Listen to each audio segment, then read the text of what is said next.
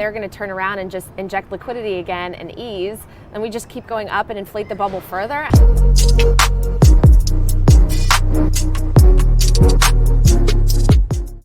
Some people are predicting a meltdown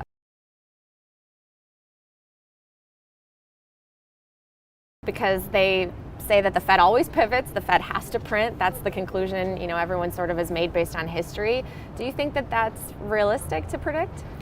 I mean, I think you can argue that the melt-up was the past couple years, because we had what in some ways was a very, very sharp recession due to the lockdowns and everything, and yet the market went straight up. And that's because of all the record amount of liquidity going into the market. And if you look at most charts, it looks like a melt-up. So you can argue that we've already seen the melt-up. Now, you could get another one if basically the Fed is forced to ease into an inflationary environment, and other central banks are doing the same. Essentially, what I would kind of point people to look at is what happens in emerging markets during recessions. Because often, if you look at what's happening in their stocks in local currency terms, they're going up because it's rather inflationary, and the unit of account is what's going down. But if you look at their stock market in dollar terms, it's really not great.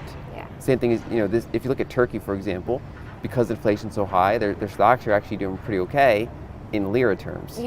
And so I think that if you see that kind of thing, maybe to a lesser extreme, happening in developed market currencies, you get kind of the same phenomenon where maybe stocks in nominal terms don't do terrible, but if you price them in something like gold, for example, the chart will look much worse.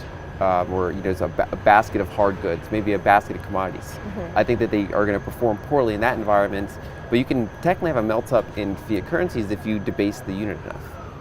It's interesting to hear everyone predicting the ultimate put and pivot, because at this point, how does the Fed have any credibility anymore? How do people even trust the system when, if they're going to turn around and just inject liquidity again and ease, then we just keep going up and inflate the bubble further? I mean, the show has to end at some point, right?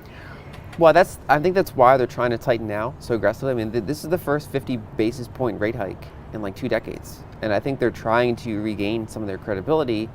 And I think that's why they're, even though we're clearly in a downturn by leading indicators, they're still kind of pushing it because it's kind of the last grasp to try to stabilize and try to have some ammo for their next easing.